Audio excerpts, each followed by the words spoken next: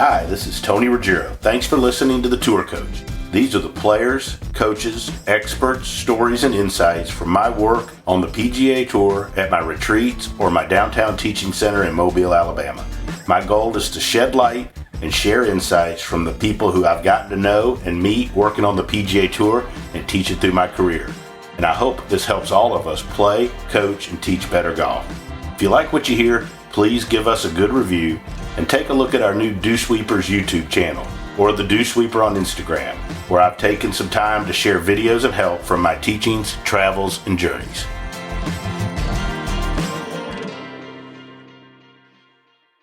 So sitting in here joining me on the Tour Coach, I've been trying to coordinate this for a little while, but I can't blame him for having a busy schedule at the super nice place he's hanging out now. Chris Mayson, one of the really good guys, done a hell of a job out there coaching, I'd say on the PGA Tour, but this job you've done with Norman on the Korn Ferry Tour, and you've got so many girls playing great. Man, you're all over the place. How the heck are you, Chris? I'm good, mate. I'm glad we finally managed to make this work, and honored to be on the podcast. I listened to them all and learned so much from you and all the coaches that you have on. So I'm just honored that I can do this now. Well, I appreciate that. It's, it started a few years back when I ended my XM radio show and stuff. And one of the things that I always loved doing the radio was I felt like it was huge for my development because I had a front row seat every week. I talked to 3 or 4 great teachers, and I remember early on, like Sirius XM and PGA Tour Radio was a huge help because nobody knew who the hell I was. I mean, I didn't teach anybody that anybody would know or some college kids. But all of a sudden I started being able to sit and talk with like Jim McClains and Mike Adams and, those types of folks. And my longtime mentor, Hank Johnson, was always such a help. And then so when the radio ended, I was like, man, I don't want to quit sitting and talking to people that are great at what they do. Yeah. And so it's kind of morphed into this thing where, I think this would be way better for me if we were doing this in the evening somewhere and I was drinking wine with you. But we'll have to settle for a Monday morning. But talk a little bit about your journey as a teacher. That's always my favorite thing. I think I can learn, and everybody can learn a lot from people's journeys. Like where they started, how they get up there. I think so many people, I get these young teachers that, that email or text, and I don't know that they understand that, like, you don't just end up teaching a bunch of real good players. You got to start somewhere, and there's a journey, and we can learn from everybody's journey. So let's talk about yours. Yeah, I agree. I was actually on a FaceTime last night with a young coach from Australia, and, I really admire these young guys who, will come and watch me teach or, will call and ask for information. I was so nervous about doing that with some really good coaches, and I wish I had done that more in my development. I kind of did everything on my own. I was never through any of these systems, the McLeans or the Ledbetters or anything like that. I just kind of searched out information on my own and never really asked anybody. And I look back now and regret that. I wish I had asked for help, and I think I would have learned much quicker. And I think that's what's great about podcasts like this is you're broadcasting the information from these coaches, these tour coaches and great coaches around the country that got a lot of information that can, within an hour or so, give them some secrets that are going to really get that base knowledge good. So I kind of just did it all on my own. My story is very typical, I would say, for a coach. Failed mini tour player, hurt my back. Never really, I look back now and I was like, I wasn't good enough. I was a really good player as a junior. I was a good college player without any wins or anything like that. But turned pro just because I felt like that's what I should have done. And by, the second year, I'd have the mini tour guys come and ask me for help. So there's no videos, no phones back then, but I just had a really good eye for the swing and a good eye for the ball flight.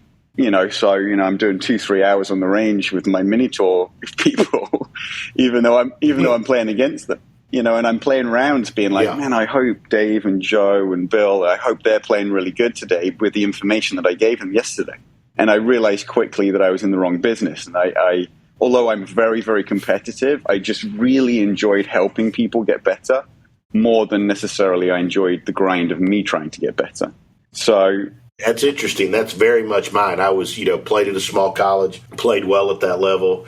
I think like lots of folks, when you're pretty good at a club, you always have somebody that wants to give you some money and thinks you can make it, right? But then my daughter, Abby, came along and it was time to work. But I think because I was around a bunch of guys that were really good in Alabama, Like, I think I just knew I wasn't good enough. Like, even though, and also I was so fortunate to be around guys like Mark Wood and Hank Johnson and Wayne Flint early on, where I saw them as coaches and teachers. I saw the impact they had on people. I just liked the coaching aspect of it and teaching aspect of it more. I think like what you said is similar but there's lots of people that get into it just because they couldn't play, and it's another alternative. But there are people, we're a little weird, that just enjoy helping people more than playing and competing. So anyway, so you get into coaching, you got these mini tour guys. Now what the heck you do? I basically stopped playing and tried to do some stock trading picks and stuff like that from one of the members, which is another story over a beer, I think, Tony. But, long story short, I'd go and stock trade in the morning, in the West Coast from like 5 a.m. to 12. And then I'd go to the local range in my board shorts and flip-flops.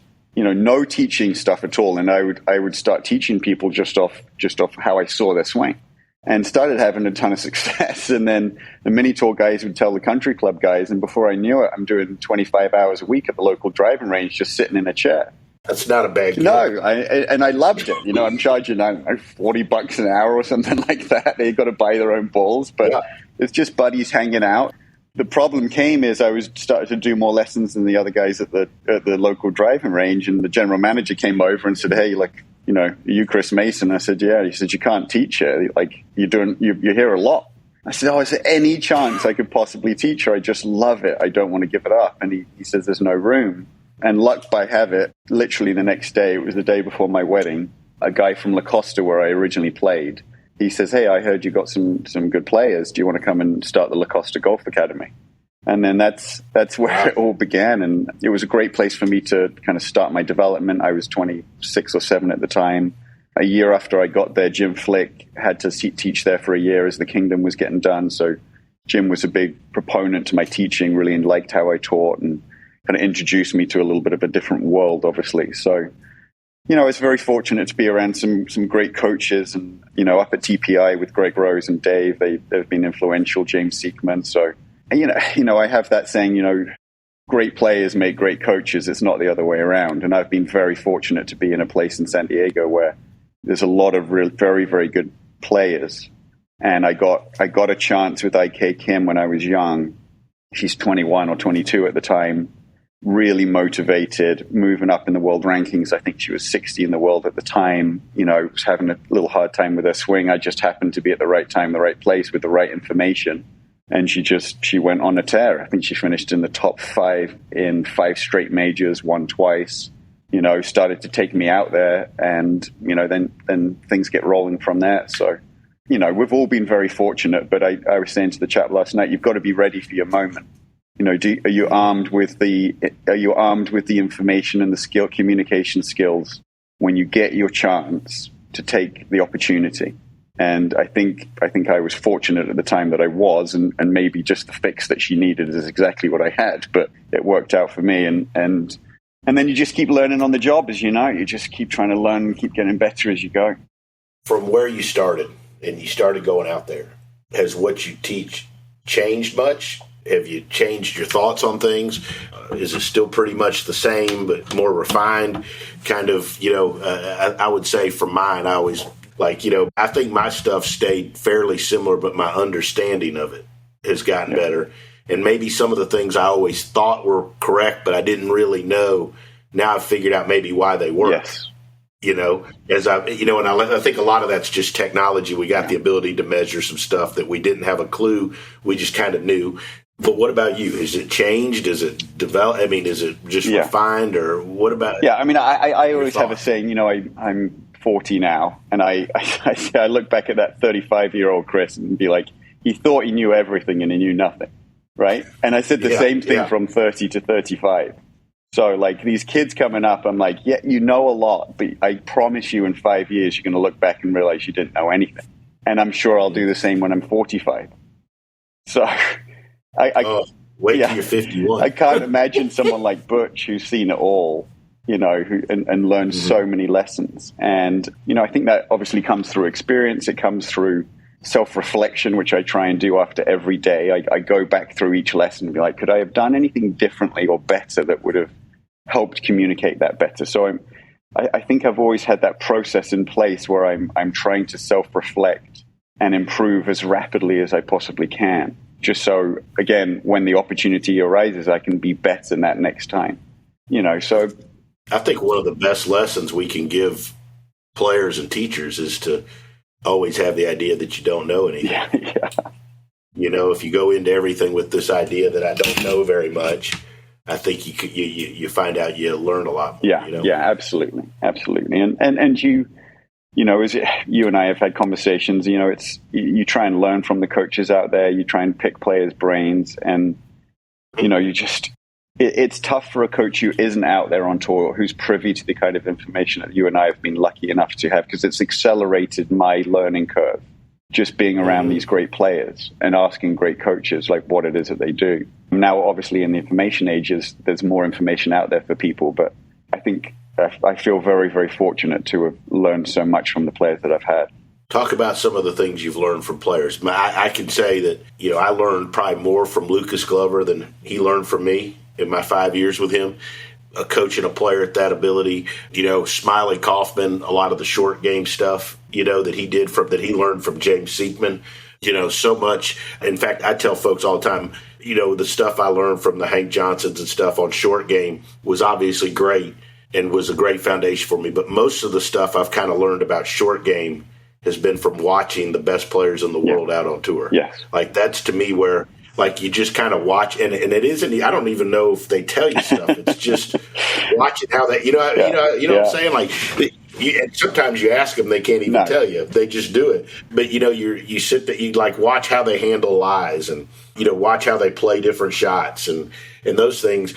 To me, that's one of the best learning experience out there. Is just watching how the best players in the world, from the guys, the girls, play different shots around the green. Short game stuff to me is phenomenal. Is amazing to watch the best players in the world do. Yeah, and I think I've been on the LPGA now for I think 13 or 14 years. PGA Tour I think for 9. So when Brendan Steele came, he's got a weird move, and if you'd asked me 10 years ago, I'd be like, everybody's got to swing it like Adam Scott, and that's the only way you're going to be a top player in the world. Tiger's doing his thing with his perfect swing, and you're like, wow, this is the way. Like, that has to be the way. And all of a sudden you get this guy coming on with this goofy grip and goofy swing.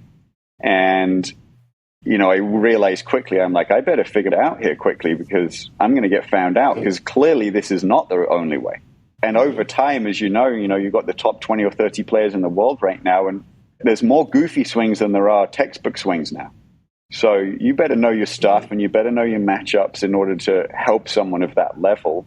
And that seeps down into other players. The main thing, Tony, that I've learned, though, is how to put a tournament round together. And it's less about how you swing it.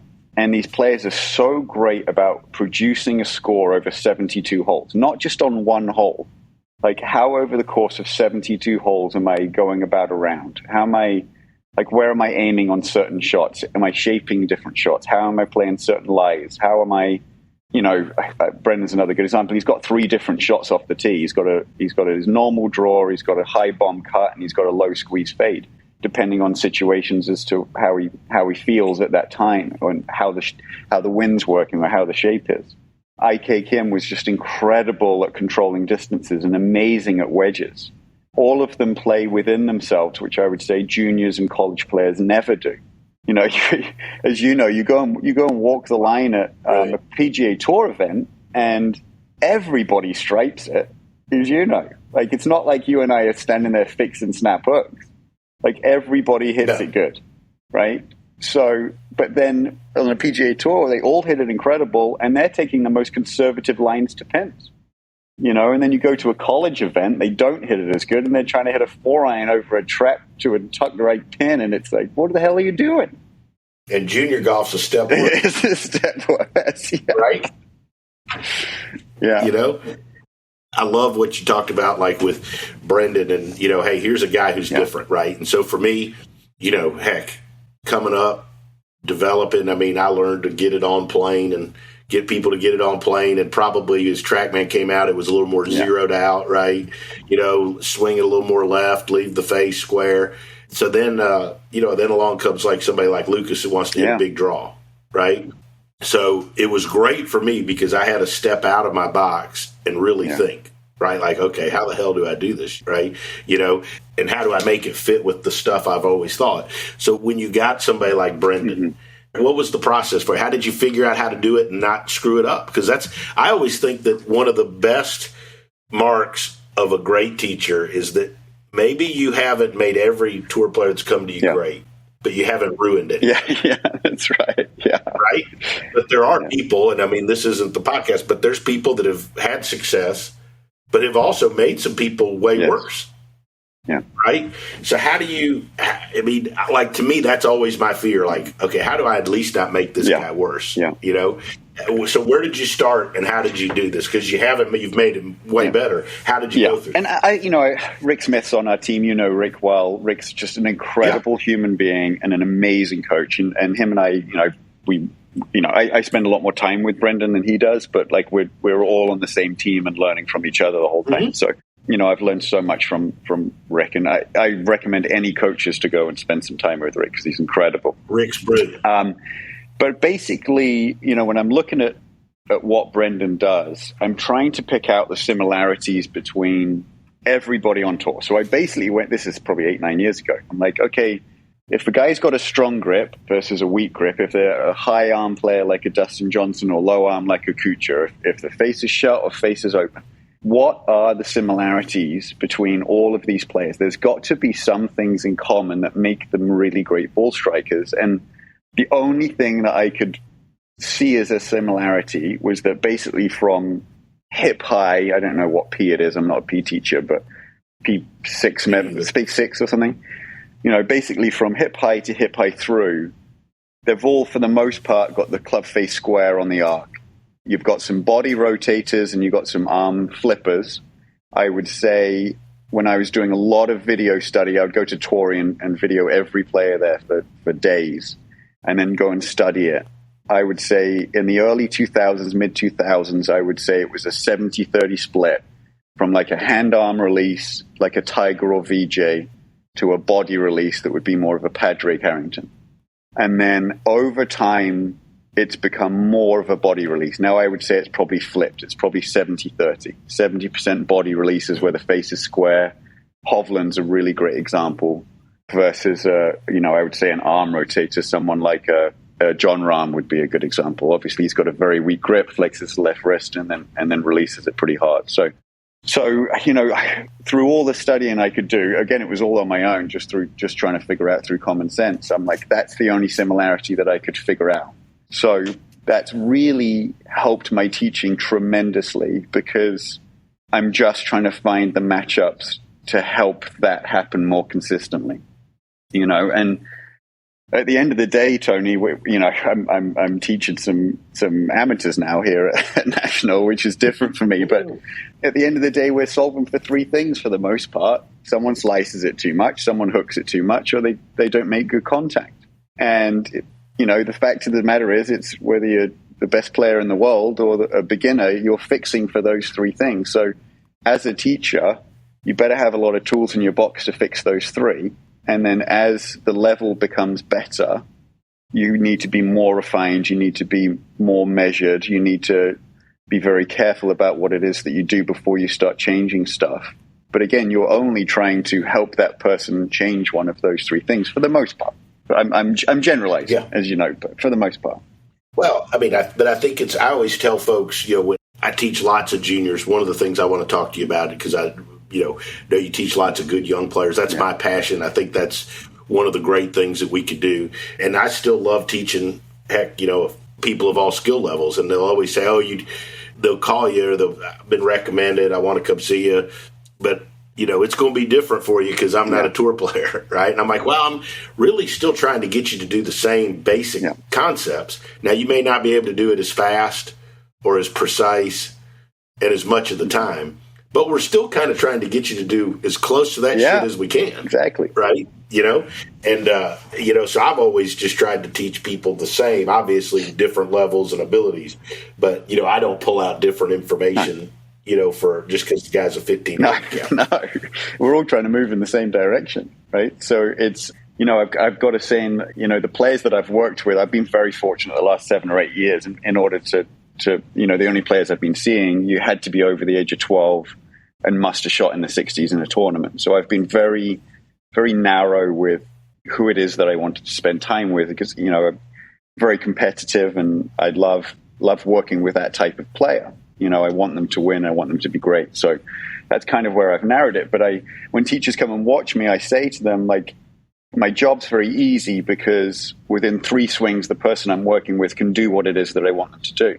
But my job's very difficult too, because within 3 swings, that player is going to see if I'm full of shit or not. So, because within 3 swings, he's going to do what I've asked him to do.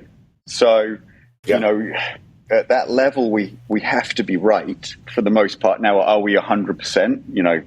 No, but I think we're batting a pretty high percentage.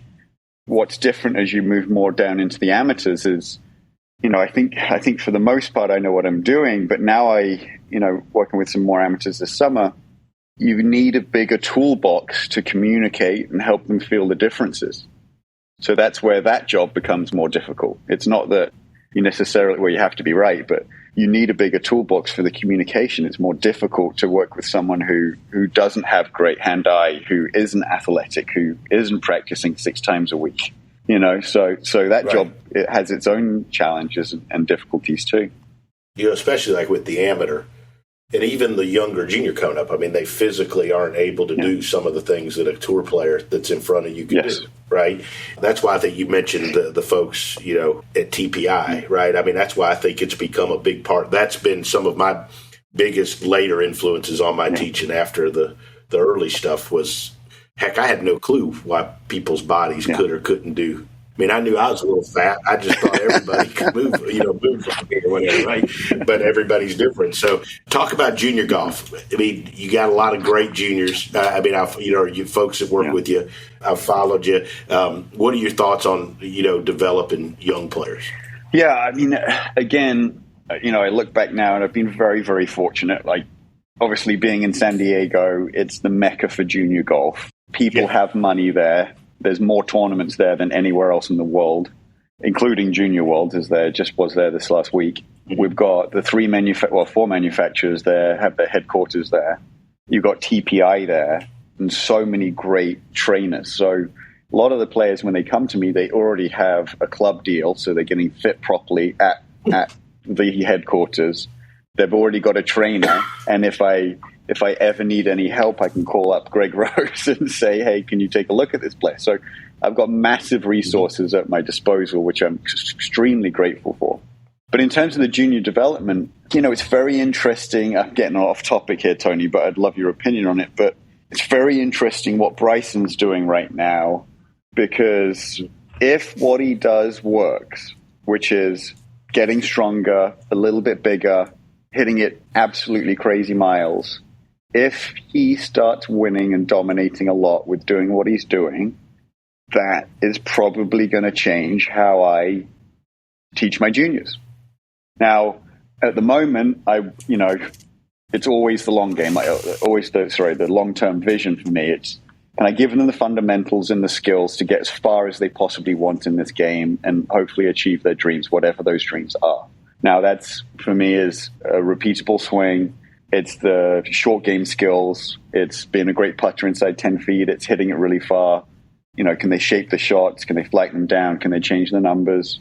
I want them to have the skills technically and performance-wise in order to do what it is they want to do. If what Bryson does works, that's probably going to change how I view and structure my junior practices. And it's scary. I'll be honest. Like, I don't want to look at a parent and be like, hey, now he's 12 years old. We got to bulk him up a little bit. We got to get him in the gym more than he's doing. And he needs to be swinging it really, really hard 5 times a week. Like, that to me is scary. And it's not necessarily a bad thing or a good thing, right? I think it's just different. I think what Bryson's doing is incredible. I have so much time and respect for what he's done for the game. But if it works, I'm scared going forward here. But what's interesting to me about what he's done, and him and Chris and Mike Shy they've done, is, he was already a great player. Yes. right? He was a top 5 player in the world or so when he started this. Most guys that really go make a huge change and try to do something, it's because they're fringe, right? And they got to figure out a way to stay. So, to me, that's where there's just huge respect for it. Somewhere before that, but, we all seen the game move towards power is more and more important. Certainly, I'm 51, and, when I was coming up, you had guys that could bomb it, but you had guys that could still really play that didn't hit it very far. There were a lot of ways to do it.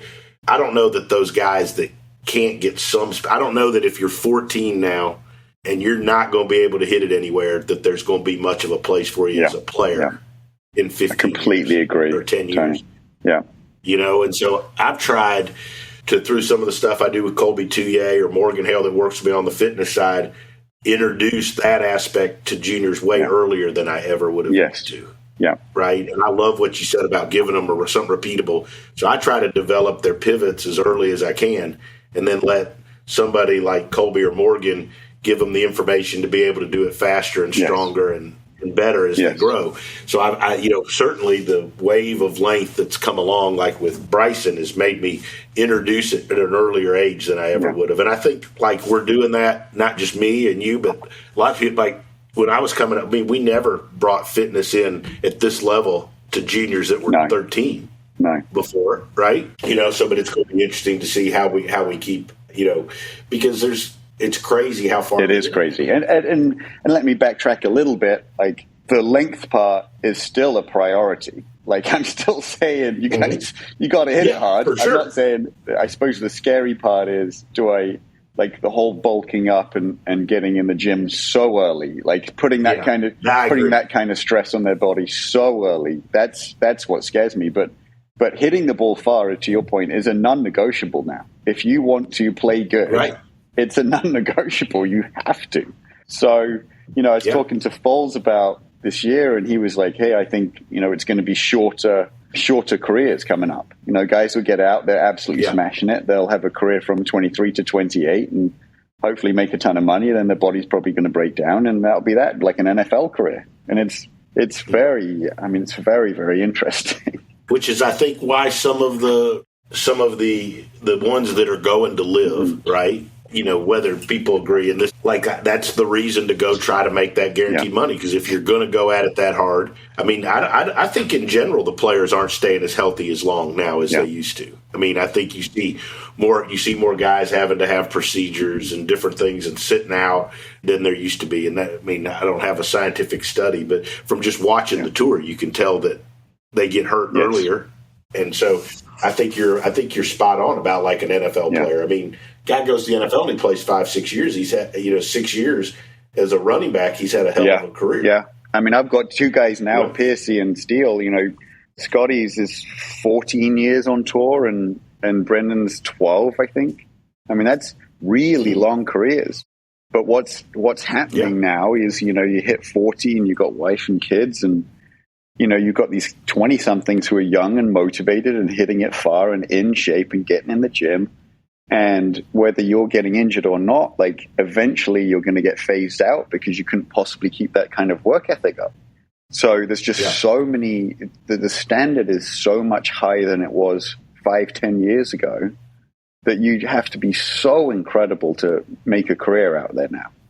And you and I are trying to get players to that level, but we know there's some intangibles that, not that they can't be taught, but these players have these intangibles that just make them incredible, and they couldn't tell you what they are or what it is that they did, which is shocking. We're trying to put a roadmap together for these people, but these top players couldn't even tell you what they did to get there in the first place.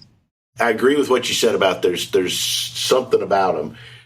I got 2 young players now, college. One's about to be like where they're a little unorthodox, but they could shoot crazy low. There's just something about them, right? Different. And they're going to be, or they're at least going to have an opportunity to be successful.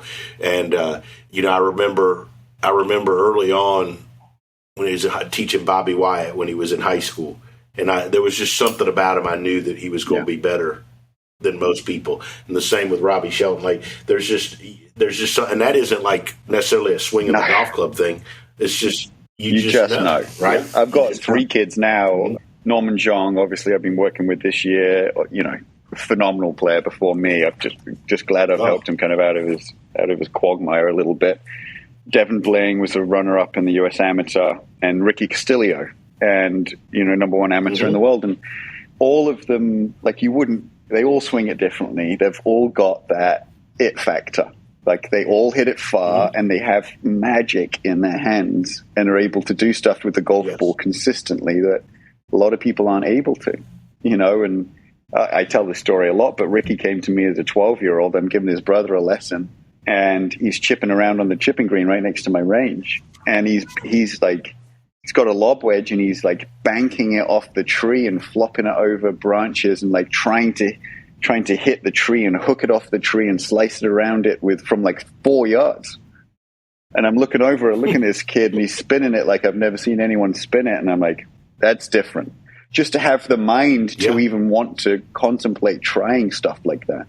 Correct. I was like, this kid's different. And he's got a weird move, and he'd be the first to tell you. And it's got better, but it's efficient, and it works. And the guy is a freaking gamer. So, and that's what you want, right? That's all you want. Exactly. Right. Yeah. All right. Last little piece. How the heck have you ended up teaching at National Golf Links over the summer? I don't feel sorry for you. Okay. San Diego part of the year, National Golf Links the other. It's been an incredible. I've only been here 2 months now, and obviously I'm not at liberty to talk too much about the club or the players, obviously, because it's so exclusive. But it's just been an incredible job and an amazing experience for me, Tony. It's it's different work for me, but the quality of the people is second to none. The golf course is just wildly good. It gets better every time I play it. Mm-hmm. And it's a funny story. I was at the Players Championship at Sawgrass on that big putting green there outside the clubhouse.